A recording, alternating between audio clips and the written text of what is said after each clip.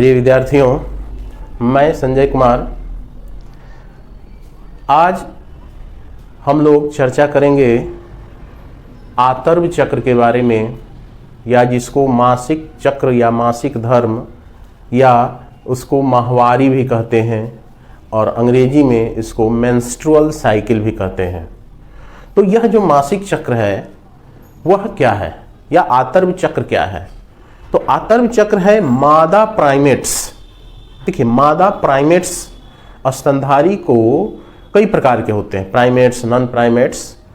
तो प्राइमेट्स में आपको जैसे मनुष्य आते हैं, बंदर आते हैं, चिंपैंजी आते हैं, गोरिल्ला आते हैं, ये सब प्राइमेट्स मैमल स्तनधारी कहलाते हैं।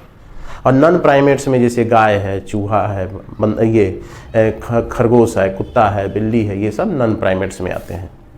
तो कहता है कि यह जो क्रिया होती है यह एक चक्र है, जनन चक्र इसको कहते हैं। तो यह जो जनन चक्र है मादा प्राइमेट्स में होने वाले 28 से 29 दिनों की अवधि पर ये होने वाला ये जनन चक्र है, जिसमें क्या होता है कि जिसकी पहचान, इस चक्र की जो पहचान की जाती है, इसमें आपको रक्त का योनि के द्वारा मादा के जो मादा प्रजनन तंत्र के जो योनि मार्ग के द्वारा रक्त का स्राव होता है इसमें। तो 28 से 29 दिनों के इंटरवल पर ये होने वाला क्या है, जनन चक्र है। तो सबसे पहले हम लोग देखेंगे आतर्व चक्र क्या है।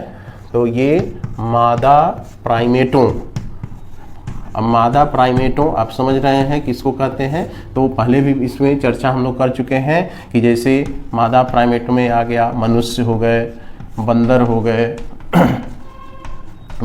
गए चिंपैंजी हो गए, ये सब जो होते हैं इत्यादि। तो ये सब जो जीव होते हैं उनको मादा प्राइमेट कहते हैं। तो मादा प्राइमेटों में 28 से 29 दिनों के इनका जो अवधि होता है, 28 से या 29 दिनों की अवधि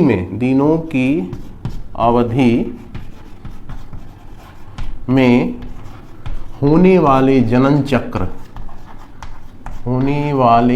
चक्र, ये एक रिप्रोडक्टिव साइकिल है, होने वाले जनन चक्र को क्या कहते हैं, आतर्व चक्र कहलाते हैं। होने वाले जनन चक्र को आतर्व चक्र या इसी को मेंस्ट्रुअल साइकिल कहते हैं। कहाँ होता है? तो मादा के जो देख रहे हैं मादा जनन तंत्र, उसी में ये होते हैं। अब इनका जो अवधि होता है वो कब से कब तक का होता है आतर्व चक्र। तो किसी भी मादा में जब प्रथम ऋतुस्राव होगा, प्रथम मेंस्ट्रुअल साइकिल होगा, तो उसको रजोदर्शन कहते हैं या उसको मिनारकी कहा जाता है। तो अवधि में क्या हो गया कि फर्स्ट हो गया रजोदर्शन या इसको मिनारकी कहा जाता है, मिनारकी। तो रजोदर्शन क्या है? तो जब यौवनावरंभ शुरू होता है मादा में 12-13 साल की उम्र में, तो वहाँ पर जो प्रथम जो मेंस्ट्रुअल साइकिल अगर किसी फीमेल में मादा में होती है तो उसको रजोदर्शन कहते हैं। तो प्रथम ऋतुस्राव इसको कह सकते हैं। प्रथम ऋतुस्राव कब होते हैं? यौवनारंभ जब प्यूबर्टी आती है उस समय ये होता है, यौवनारंभ पर शुरू होता है, यौवनारंभ पर शुरू होता है। और दूसरा क्या है कि ये तो प्रथम हो गया, और ये जो साइकिल है आतर्व साइकिल, ये कब समाप्त होगा, अंतिम कब होगा? तो उसको रजो निवृत्ति कहते हैं। अंतिम रजो निवृत्त हो जाना, यानी तो इसको मेनोपॉज कहते हैं अंग्रेजी में। मेंस्ट्रुअल साइकिल पॉज कर जाना यानी रुक जाना। तो ये क्या होते हैं? अंतिम जो ये चक्र होता है, अंतिम जो ऋतुस्राव होता है उसको। तो अंतिम जो ऋतुस्राव होता है ऋतुस्राव कब तक? तो माना जाता है लगभग 50 वर्ष की आयु तक, लगभग 50 वर्ष की आयु में होता है। तो 12-13 वर्ष से शुरू होता है रजोदर्शन और लगभग 50 वर्ष तक ये मेंस्ट्रुअल साइकिल होते हैं, आयु में होता है। तो इस तरह से कह सकते हैं कि यह जो अवधि है इनका, ये क्या दर्शा रहा है? रजो दर्शन से रजो निवृत्ति तक की जो ये अवस्था है, ये क्या दर्शा रहा है? तो यह जो चक्रीय माने हर महीने ये होगा 28 से 29 दिन पर, तो ये सामान्य जनन अवधि का ये सूचक है। ये जो है देख रहे हैं अवधि, ये क्या दर्शाता है? तो यहाँ इंपॉर्टेंट पॉइंट है कि रजो दर्शन से रजो निवृत्ति तक, ये जो रजो दर्शन जो शुरुआत हुआ और अंत हुआ की जो अवस्था है, इसमें जो मेंस्ट्रुअल साइकिल होता है, रजो निवृत्ति की अवस्था में जो ये चक्रीय रजोधर्म होता है, में चक्रीय रजोधर्म क्या शो करता है? तो यह शो करते हैं आपको सामान्य जनन अवधि का ये सूचक है, यानी उसमें सामान्य जनन हो रहा है। रजोधर्म सामान्य जनन, ये सामान्य नॉर्मल रिप्रोडक्टिव जो पीरियड होते हैं, सामान्य जनन अवधि का सूचक है, अवधि का सूचक है। तो यह रेगुलर इंटरवल पर अगर हो रहा है तो समझिए कि ये नॉर्मल रिप्रोडक्टिव साइकिल है, और अगर ये नहीं हो रहा है, बीच बीच में गायब हो जा रहा है, तो समझिए कि असामान्य हो रहा है। अब देखिए, ये तो हो गया अवधि कब से कब होता है। अब इसमें कौन कौन सी घटनाएं होती है? इसमें कौन कौन सी घटनाएं होती है? घटनाएं, तो इसमें 3 घटना इसमें पाई जाती है। पहला है आतर्व प्रावस्था, मेंस फेज, फर्स्ट है आतर्व प्रावस्था। दूसरी जो है पुटक, फॉलिकुलर फेज, पुटक प्रावस्था। और थर्ड है स्रावी प्रावस्था, सिक्रीटरी फेज। तो 3 मेन फेज में इसको बांटा गया है, इसी घटना को। फर्स्ट हम लोग देखते हैं आतर्व प्रावस्था। आतर्व प्रावस्था, जिसको अंग्रेजी में कहा जाता है मेंस फेज। मेंस फेज मतलब यह प्रारंभिक रक्तस्राव की अवस्था है। जैसे 28 से 29 दिन का ये पीरियड होता है, उसमें जो प्रथम 3 से 5 दिनों तक जो अवस्था होती है, दिन होता है, उसमें क्या होते हैं? रक्तस्राव होता है। तो ये प्रारंभिक रक्तस्राव की अवस्था है जो 3 से 5 दिनों तक जारी रहता है। तो इसमें क्या हो गया? यह प्रारंभिक, क्या हो गया कि ये प्रारंभिक रक्तस्राव की अवस्था है। इसमें ब्लीडिंग होता है, रक्तस्राव की अवस्था है, जो 3 से 5 दिनों तक जारी रहता है, या ये रहता है अवस्था जिसमें ब्लीडिंग होगा, योनि से रक्त का स्राव होगा। अब ऐसा क्यों होता है? रक्त का स्राव क्यों होता है? कारण क्या है? यह जो अवस्था है, इसका कारण क्या है? तो जब अंडाणु निषेचित नहीं होते हैं तो गर्भाशय की जो अंतः स्तर होती है, एंडोमेट्रियम कहा जाता है, उसके अंदर जो रक्त वाहिनियां होती है वो नष्ट हो जाती है, और नष्ट होकर के तरल के रूप में वो योनि के द्वारा बाहर निकल जाते हैं। तो यह काम होता है इसमें। अगर रजोधर्म नहीं होगा, अनुपस्थित हो जाएगा, ये माने की अवस्था नहीं दिखाई दे रही है, तो ये समझिए कि गर्भधारण को ये बताता है, यानी रजोधर्म की अनुपस्थिति गर्भधारण को इंडिकेट करता है। हालांकि बहुत कुछ ऐसे भी कारण हैं जिसमें ये अवस्था नहीं दिखाई देगी, जैसे कि तनाव की स्थिति है या निर्बल स्वास्थ्य है जिसमें कुछ हार्मोन का डिसबैलेंस हो जाता है जिसके कारण ये दिखाई नहीं देता है। तो कारण क्या हो गया कि यहाँ पर अंडाणु निषेचित नहीं होने पर ये होता है। अंडाणु निषेचित नहीं होने पर जो गर्भाशय की अंतः स्तर होती है, गर्भाशय की अंतः स्तर को एंडोमेट्रियम भी कहा जाता है। तो गर्भाशय की अंतः स्तर की रक्त वाहिनियां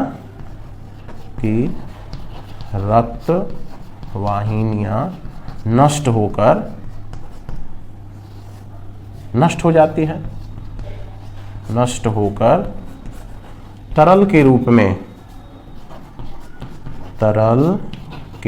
में योनि मार्ग द्वारा, योनि वेजाइना द्वारा बाहर निकल जाते हैं, योनि द्वारा बाहर निकल जाते हैं। कारण यही है इसका। कितने दिनों का है? तो 3 से 5 दिनों का है। ये प्रथम अवस्था है। और क्यों ऐसा होता है? तो अंडाणु निषेचित नहीं होता है जिसके कारण ये अवस्था आती है। तो अगर रजोधर्म की अनुपस्थिति होती है, यहाँ पर ये जो है प्रथम अवस्था अगर नहीं दिखाई देती है तो समझिए कि वह गर्भधारण को इंडिकेट कर रहा है। इसमें और देखते हैं दूसरा।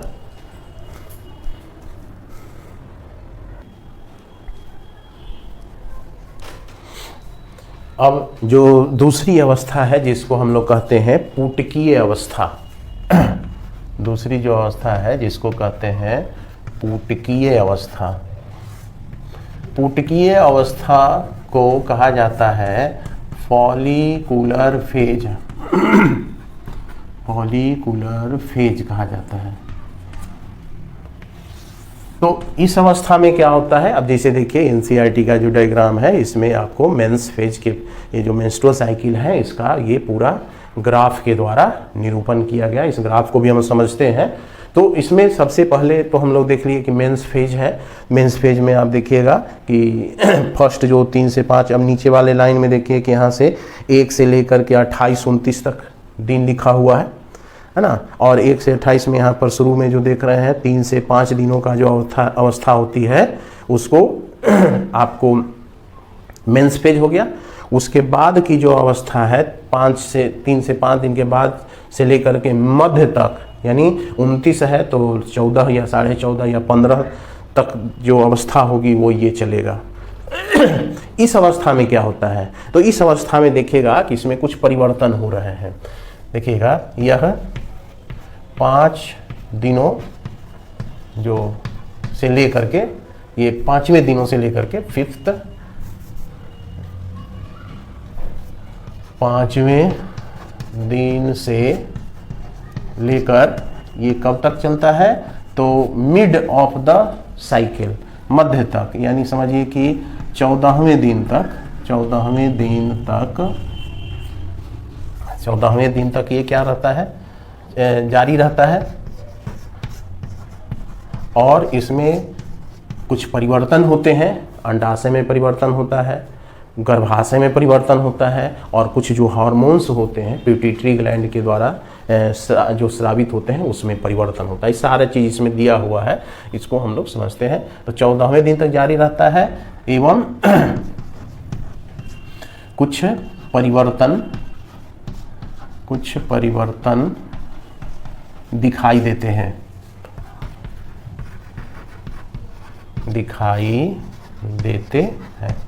अब क्या परिवर्तन दिखाई देता है? तो जैसे पहला देखेंगे हम लोग अंडाशय में क्या परिवर्तन होता है। इसके अंडाशय में परिवर्तन जो हो रहा है तो अंडाशय में परिवर्तन क्या हो रहा है कि जो प्राथमिक पुटक है, देखिए ये जो प्राथमिक पुटक है वो धीरे धीरे बड़ा होते होते और एक मैच्योर ग्राफी पुटक बन जाता है, पूर्ण रूप से ग्राफी पुटक बन जाता है। देखिए मध्य में वो यहाँ फॉलिकल बड़ा होते जा रहा है और वो क्या हो गया कि मध्य तक वो जाकर के एकदम पूरा बड़ा हो गया। तो प्राइमरी फॉलिकल जो है वो मैच्योर हो जाते हैं ग्रेफियन फॉलिकल में।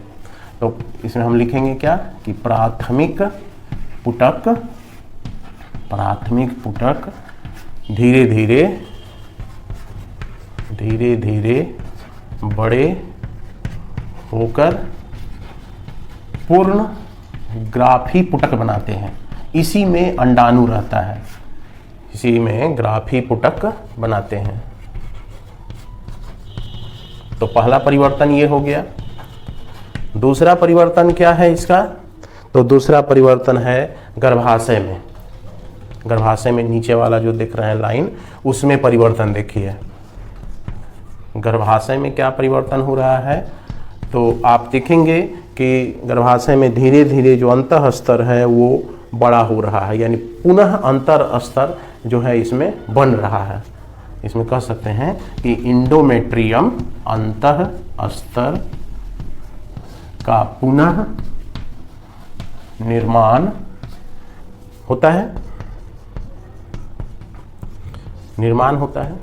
अब कहता है कि ये आखिर क्यों हो रहा है, ये जो परिवर्तन हो रहा है वो किस कारण से हो रहा है। ये अंडाशय में परिवर्तन और गर्भाशय में जो परिवर्तन हो रहा है वो किस कारण से हो रहा है। तो यहाँ पर कारण क्या है कि पिट्यूटरी ग्लैंड के द्वारा दो हार्मोन स्रावित हो रहा है। देखिए ऊपर में LH और FSH है। तो पिट्यूटरी ग्लैंड और अंडाशयी हार्मोन की मात्रा के स्तर में बदलाव होने से ये हो रहा है। यहाँ पर पिट्यूटरी ग्लैंड का मतलब हो गया पीयूष ग्रंथि। पीयूष ग्रंथि के हार्मोन,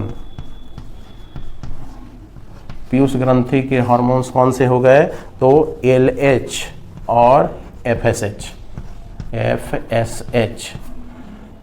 पीयूष ग्रंथि के हार्मोन्स एवं अंडाशय के द्वारा भी हार्मोन निकलता है। अंडाशय के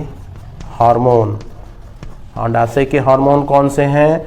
तो उसमें हार्मोन है एस्ट्रोजेंस एंड प्रोजेस्टेरॉन। एस्ट्रोजेन और प्रोजेस्टेरॉन के स्तर में बदलाव के कारण होता है। स्तर में बदलाव के कारण होता है। क्या होता है? तो ये जो परिवर्तन होते हैं वो इसी हार्मोन में परिवर्तन के कारण होता है। और क्या होता है? सबसे महत्वपूर्ण पॉइंट है कि मध्य में क्या होते हैं कि LH का जो ल्यूटिलाइजिंग हार्मोन है उसका लेवल अचानक बढ़ जाता है। देखिए एकदम मध्य में जो LH हार्मोन है वो क्या है, अचानक उसका लेवल क्या हो गया, ग्राफ ऊपर चला गया है। तो उसी को LH सर्ज यानी तीव्र स्राव कहते हैं। इसको प्रारंभ में तो ये धीरे धीरे रहता है, लेकिन मध्य में जब जाता है तो उसका स्राव क्या होते हैं, बढ़ जाता है। और बढ़ने के कारण क्या होता है कि अंडोत्सर्ग हो जाता है। देखिए ग्राफिक पुटक से अंडाणु बाहर निकल गया। तो यहाँ पर क्या हो जाएगा कि क्या बोलते हैं, मध्य में मध्य चक्र का मतलब कि 14वें दिन क्या होते हैं कि LH की अधिक मात्रा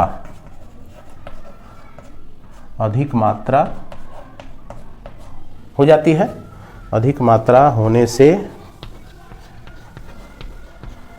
अंडोत्सर्ग हो जाता है, यानी ओवुलेशन, अंडोत्सर्ग हो जाता है, जिसे LH सर्ज कहते हैं। सर्ज का मतलब कि उसकी मात्रा LH हार्मोन यानी ल्यूटिलाइजिंग हार्मोन की मात्रा क्या होती है, बहुत बढ़ जाती है, तीव्र स्राव होता है, अचानक बहुत तेजी से स्राव होता है। तो LH की मात्रा जो होती है तीव्र मात्रा, अधिक मात्रा के जगह पर आप तीव्र कह सकते हैं, बहुत तेजी से की तीव्र मात्रा होने से अंडोत्सर्ग हो जाता है, जिसे LH सर्ज कहते हैं। तो यहाँ पर ओवुलेशन हो गया।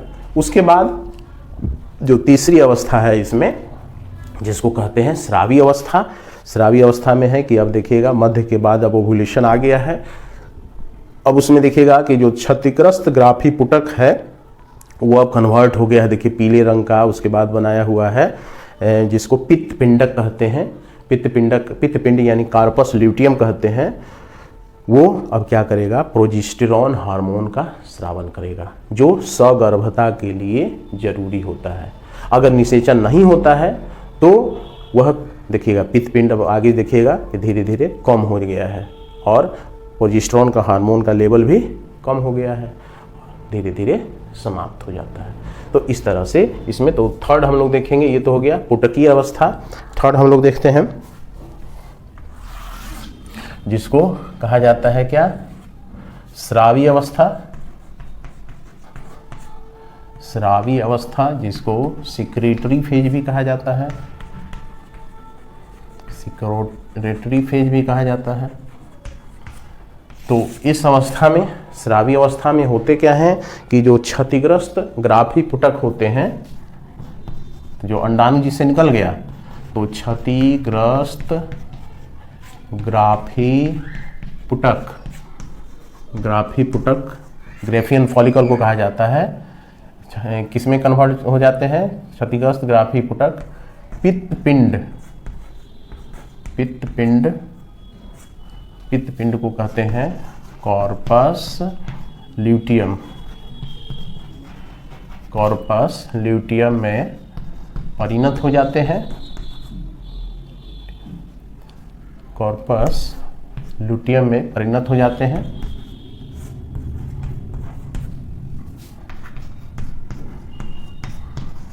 जो कौन से हार्मोन स्रावित करते हैं, प्रोजेस्टेरॉन हार्मोन का स्राव करते हैं। और यही हार्मोन सगर्भता के लिए जरूरी होता है। प्रेगनेंसी को यही मेंटेन करता है, 9 महीने की अवधि तक यही हार्मोन उसके डेवलपमेंट के लिए जरूरी होता है। यह क्या होते हैं, सगर्भता यानी प्रेगनेंसी, सगर्भता के लिए जरूरी है।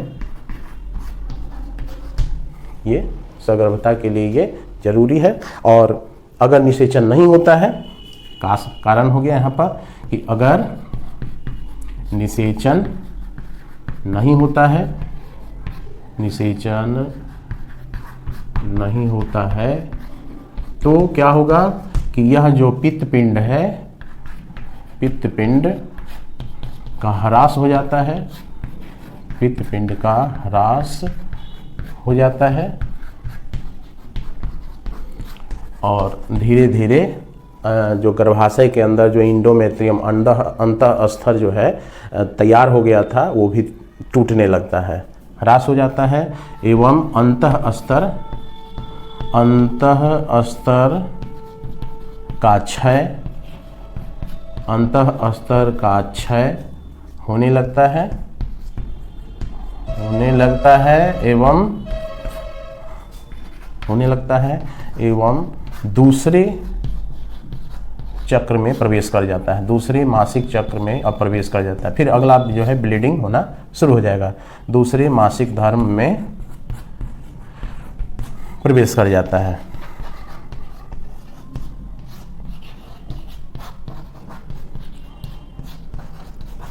तो इस तरह से ये जो है आपको इसमें मेंस्ट्रुअल साइकिल में ये अवस्थाएं पाई जाती है, इसमें ये सारी घटनाएं होती हैं। थोड़ा सा हम लोग डायग्राम को भी हम लोग देखते हैं।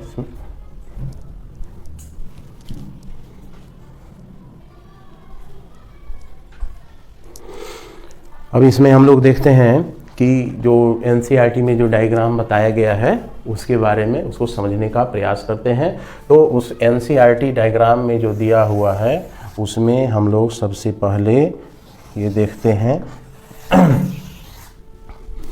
इसमें यहाँ से जो दिन है वो शुरू होता है 1 2 3 4 इस तरह से आपको इसका मध्य ले लीजिए। मध्य हो गया यहाँ पर, मान लिया कि ये हो गया 14 और ये हो गया 15, यहाँ हो गया 28/29। तो इतना इधर टाइम है 1 2 3 4 5 6 8 9 10 ये सब दिया हुआ है, देखिए एनसीईआरटी बुक में। उसके बाद इसमें आपको दिया हुआ है इसमें आपको दिया हुआ है क्या कि ऊपर में आपको पिट्यूटरी ग्लैंड के हार्मोन का स्तर दिया हुआ है। इसमें पिट्यूटरी ग्लैंड का जो ये हार्मोन का स्तर होता है उसमें ये टेबल दिया हुआ है। उसके बाद नीचे में दिया हुआ है यहाँ पर जो गर्भाशय के अंदर जो परिवर्तन होते हैं उसके बारे में दिया हुआ है ना। तो यहाँ पर पीयूष ग्रंथि से जो हार्मोन निकलता है उसके स्तर के बारे में यहाँ दिया हुआ है। तो उसके बाद नीचे जो यहाँ इस लाइन में दिया हुआ है देखिएगा, वो अंडाशय के अंदर जो घटना होती है, जो पुटक बनता है उसी में अंडाणु बनते हैं, अंडाशयी घटनाएं है लिखा हुआ। तो अंडाशयी घटनाएं हो गया और उसके नीचे जो है वो आपको अंडाशय से जो हार्मोन निकलता है उसका दिया हुआ है यहाँ पर। तो ये हो जाएगा अंडाशयी हार्मोन स्तर। अंडाशय से कौन कौन से हार्मोन निकलते हैं वो इस लाइन में दिया हुआ है। और अंत में जो ये नीचे में सबसे दिया हुआ है वो क्या है, आपको गर्भाशय के अंदर जो घटनाएं पाई जाती है, गर्भाशयी घटनाएं।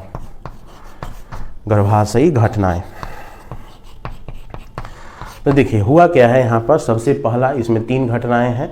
पहला जो है वो रजोदर्शन है। रजोदर्शन यानी रजोधर्म जो शुरुआत होता है मेंस्ट्रुअल साइकिल। तो मेंस्ट्रुअल साइकिल यहाँ से देखिए, ये ब्लड का जो फ्लो होता है वो आपको ये हो गया 3 से 5 दिन तक ये अवस्था, यहाँ से यहाँ तक जो फर्स्ट अवस्था हम लोग पढ़े हैं जिसमें क्या होता है मेंस साइकिल, यानी जो एंडोमेट्रियम होते हैं वो टूट करके अलग अलग होने लगते हैं। उसके बाद इसमें जो गर्भाशय के अंदर क्या होता है कि धीरे धीरे इसके अंदर ये जो है एंडोमेट्रियम है वो बनने लगता है। और एंडोमेट्रियम बनने के बाद ये आपको इस तरह से एंडोमेट्रियम के अंदर ये विलाई जैसी रचना देख रहे हैं, इसी के अंदर ये ब्लड वेसल्स रहते हैं, ब्लड सप्लाई ये सब रहता है। यही टूट करके रक्त वाहिनियाँ, रक्त नली ये है सब है इसमें पाई जाती है। जैसे जैसे अवधि बढ़ता है ये एंडोमेट्रियम विकसित हो जाता है। इसी के अंदर निषेचित अंडे आते हैं आरोपित होने के लिए, और अगर ये नहीं निषेचन होता है तो फिर धीरे धीरे ये टूट करके फिर नेक्स्ट जो साइकिल है, नेक्स्ट फ्लो में जो यहाँ देख रहे हैं ना वो चले जाते हैं। तो ये तो हो गया गर्भाशय के अंदर घटनाएं। उसके बाद दूसरी घटना बोले हैं पुटकीय अवस्था। तो पुटकीय अवस्था कब हो गई, तो यहाँ से लेकर के और मिडिल तक का जो ये अवस्था है इसको दूसरी अवस्था पुटकीय अवस्था कहते हैं। पुटकीय अवस्था में क्या है कि अंडाशय के अंदर अब क्या होते हैं, जो फॉलिकल्स होते हैं, जैसे फॉलिकल्स ये सब दिख रहे हैं, ये धीरे धीरे यहाँ पर ये पुटक बड़ा हो रहा है। यही धीरे धीरे क्या करेगा, परिपक्व ग्राफी पुटक बना लेगा। यहाँ देखिए इसी में ये अंडाणु रहेगा, ये परिपक्व हो गया, परिपक्व ग्राफी पुटक इसी को कहते हैं, परिपक्व ग्राफी पुटक हो गया। ये प्राथमिक पुटक हो गया, प्राथमिक पुटक। तो देख रहे हैं कि किस तरह से प्राथमिक पुटक, द्वितीय पुटक, तृतीय पुटक ये और बना दीजिए इसमें। तो यहाँ पर परिपक्व हो गया ये पुटक। तो ये जैसे जैसे समय बीत रहा है ये पुटक भी, अंडाणु भी बन गया। उसके बाद इसमें जो हार्मोन का स्तर होता है देखिएगा यहाँ पर ये जो बोले हैं कि LH हार्मोन, LH जो हार्मोन है यहाँ देखिए ये पिट्यूटरी ग्लैंड से निकलता है। ये जो हार्मोन है धीरे धीरे अचानक इसका लेवल बढ़ जाता है, कब, मध्य में 14वें दिन, और LH होने के कारण ये फिर धीरे धीरे ये खत्म हो जाता है। तो ये कौन सा हार्मोन हो गया, LH हार्मोन। इसी को LH सर्ज कहते हैं। अचानक LH का लेवल बढ़ गया, इसको LH सर्ज कहा जाता है। तो जैसे ही अचानक बढ़ेगा तो ये जो परिपक्व ग्राफी पुटक है ये रप्चर्ड कर जाएगा, फट जाएगा। अब फटने के बाद इसके अंदर जो ये देख रहे हैं अंडाशय, ये अंडाणु बाहर निकल जाएंगे। इसी को क्षतिग्रस्त हो गया, ये क्षतिग्रस्त हो गया, ये अंडाणु क्या हो गए, बाहर निकल गए अंडाणु मोचित हो गए, ओवुलेशन हो गया, तो देख रहे हैं कि LH बढ़ गया है। उसके बाद FSH जो फॉलिकुलर स्टिमुलेटिंग हार्मोन है वो भी देखिएगा कि ये भी इसी तरह से ये हार्मोन हो गया, कौन सा FSH है, फॉलिकुलर स्टिमुलेटिंग हार्मोन है, वो इस तरह से चल रहा है। ये पिट्यूटरी ग्लैंड का हो गया, ये अंडाशय में ये घटना हो रही है। उसके बाद अंडाशय का जो हार्मोन होता है जैसे ईस्ट्रोजेन और प्रोजेस्टेरॉन, तो देखिए ईस्ट्रोजेन और प्रोजेस्टेरॉन का लेवल देखिए यहाँ पर, तो ईस्ट्रोजेन जो होते हैं यहाँ पर ये धीरे धीरे शुरू में तो ये कम होते हैं और जब ये मिडिल में आते हैं यानी ओवुलेशन के समय तो थोड़ा ज़्यादा हो जाता है, उसके बाद ये फिर कम होने लगते हैं। तो ये कौन सा हार्मोन हो गया, ये ईस्ट्रोजेन हो गया हार्मोन। कहाँ से निकला है, अंडाशय से निकला। और जो प्रोजेस्टेरॉन हार्मोन है, अब देखिएगा प्रोजेस्टेरॉन हार्मोन कैसे हुआ है, तो प्रोजेस्टेरॉन हार्मोन कहाँ से निकलेगा, यह जो देख रहे हैं क्षतिग्रस्त पुटक, ये कन्वर्ट हो गया है कहाँ, पित्त पिंड में। अब ये देखिएगा ये पित्त पिंड में कन्वर्ट हो गया है, देख रहे हैं उसमें, इसको कहते हैं पित्त पिंड। तो इस पित्त पिंड के द्वारा हार्मोन निकलेगा वो, और वो हार्मोन देखिए वो लेवल उसका क्या हो जाएगा, यहाँ पर ये धीरे धीरे कम है लेवल और ये ज़्यादा कर दिया, ये हार्मोन हो गया कौन सा, प्रोजेस्टेरॉन।